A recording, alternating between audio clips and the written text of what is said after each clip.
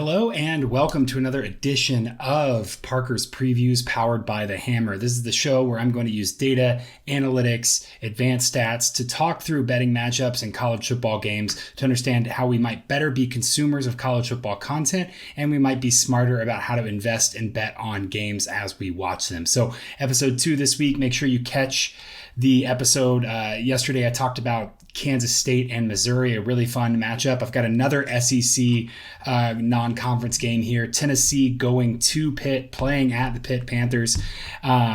Both teams coming off wins last week. Pitt, of course, beat rival West Virginia on the back of a pick six, and Tennessee took care of business against Ball State, really ran up the score pretty good there. So we'll talk about both of those teams. We'll talk about this matchup. Make sure you're subscribed to the channel and everything so you can get the episodes as soon as they drop, get that information.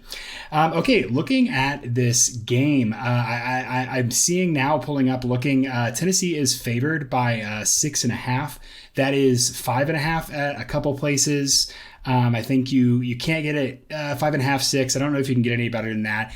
At a line of about 5.5, I have Tennessee as a 55% probability to cover. That goes down to 52.5% to cover if that line goes down to goes to 6. So an interesting game to look at, and I think a nice spot for Tennessee here. Let's go ahead and dive into this matchup and see how these teams compare to each other. So over here, of course, on the left, I've got Tennessee. I project them for about 42.8 points. That seems a little bit high for me. Pitt 36. So right in that kind of 6 window, less than a touchdown, but these teams should be relatively close in striking distance. I do have Tennessee favored money line on the road here. I think they are the stronger team. Specifically, I think their offense is a little bit better, and a little bit more ferocious than Pitt's defense this year. So looking at the matchup, I like to start with EPA margin. That just tells me a good breakdown of how efficient are you on a per play basis. EPA, remember, expected points added. It translates yards to points in context to give us the value of a play. So Tennessee, over the last 13 games, so including week 1 data and then most of last season, I'll slowly phase out last season as we get some more data points here, is 36th overall. Pitt is 12th. That Pitt number is coming down rapidly. They were really high last year because they had a really explosive offense. They lost all the bedrock of that explosive offense. And so that number will definitely come down. Tennessee 19th on offense, 16th in success rate, averaging about 45.2% success rate. Pitt's defense is holding opponents to a 35.8% success rate, which is about 43rd in the country. So just comparing the cross comparing those units.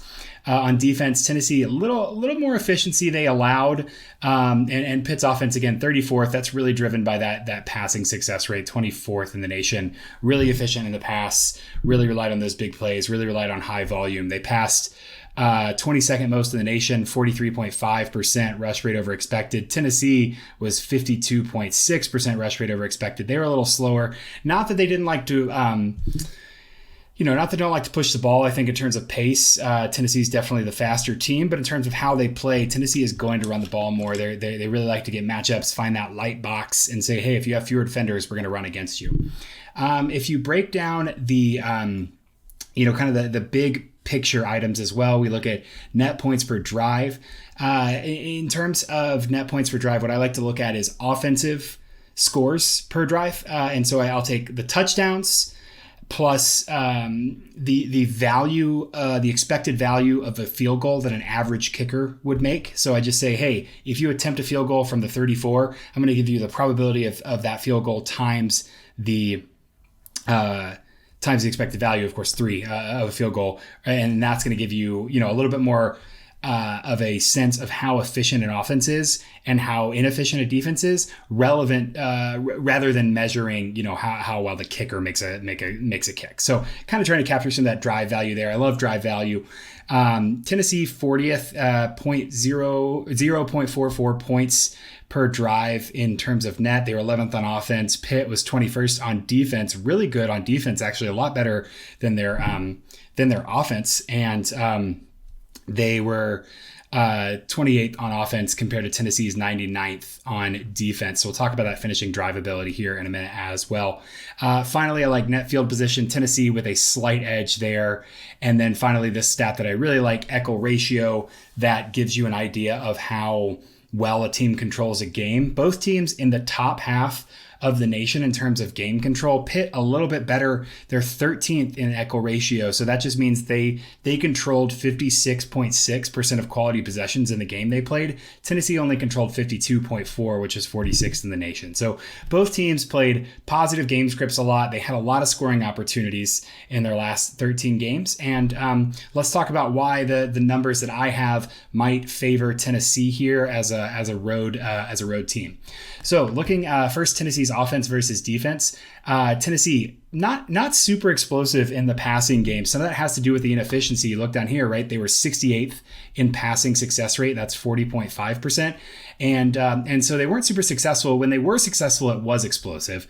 But overall, their passing efficiency comes down because they really weren't finding those consistent successes in the passing game. On the other hand, the run game, they were a lot more successful.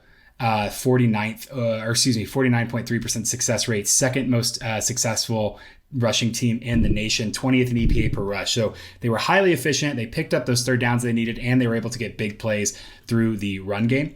That to me speaks to how their offense runs. They really like to set you up to show them a light box, few guys in the box, and they'll run against that. So Pitt is actually a similar tale on defense. They're a lot better again on the rushing, but really still pretty good against passing there. So no strong lean in terms of which side of the offense or defense is going to be the most exploitable for Tennessee there. In terms of echo rate, both teams did well at creating quality possessions or limiting quality possessions in Pitt's point of view. Tennessee did very well in finishing those points per quality possession, 5.01. When they got a first down inside the 40, they were going to score, and they got a lot of big play touchdowns. That also goes into that quality possession rate as well, or that quality possession figure as well. So Pitt, a little worse. They allowed more than a field goal per quality possession, so not really stopping people, a few big plays. That might be an advantage for Tennessee, is that finishing ability. Couple that with Tennessee on offense, field position is doing a lot better than Pitt. They started on average at their own 32-yard line. Pitt allowed people to start at their own 28.2 yard line, which is a little more middle of the pack number. Then again, I like to look at the split between early downs and late downs EPA.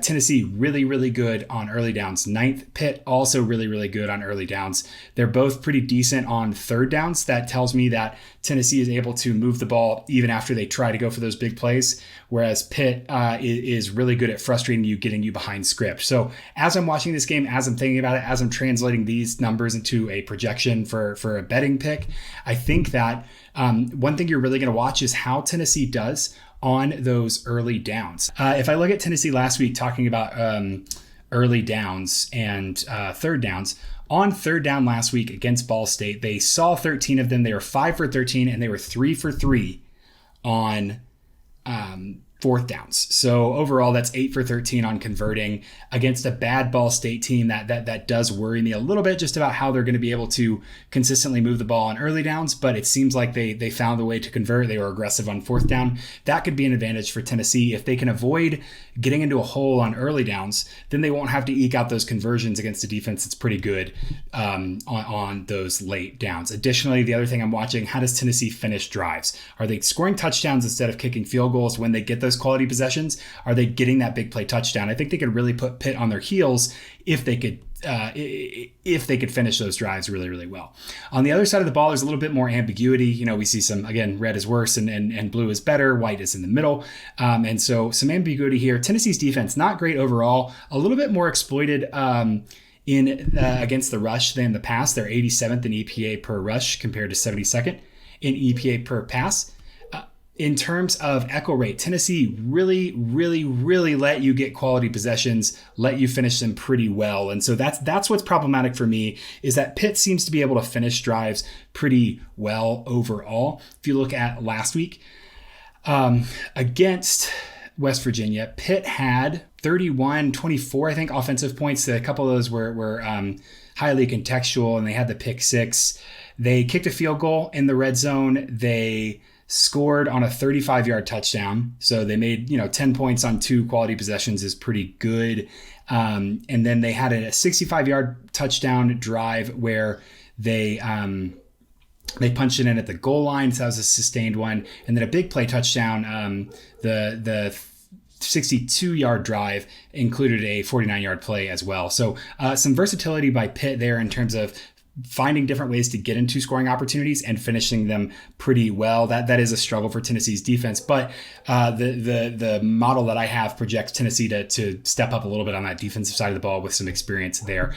One thing to really look at, you have a really big imbalance. Pitt is very, very vanilla on early downs. They're 63rd on early downs EPA, first and second down EPA. Tennessee's defense, pretty decent at early downs, 29th at limiting people. But if you look at their fourth down success rate, they were 107th in their last 13 games compared to Pitt being 35th. So just like on the other side of the ball, third downs are going to matter a whole lot here.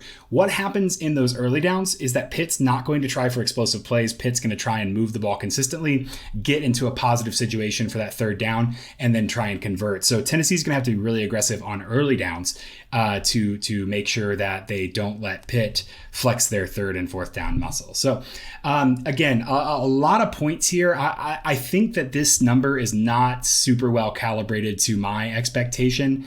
If I look at where you can see totals for this game, I'm seeing 66.5. It opened at 64. So movement on both sides of the line there. Tennessee opened at about -3.5. They're at -6.5. And Pitt under 64 is where it started. It's over 66 now.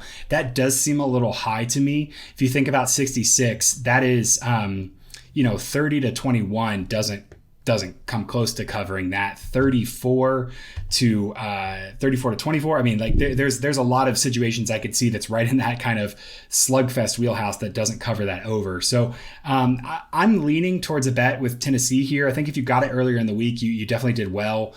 6.5 is about the most I would bet this. I definitely would stay away from the touchdown bet here, but I think that this is a nice matchup between an explosive offense in Tennessee, an improving defense in Tennessee, and a Pitt team that maybe has a little bit of a letdown last week. After last week with the big win over West Virginia, they definitely had their struggles. And although the offense looks a lot different than last season, it's not necessarily worse in terms of what they say they want to do. But I do think that Tennessee's explosive potential will be on display here. This is a tough back-to-back for Pitt.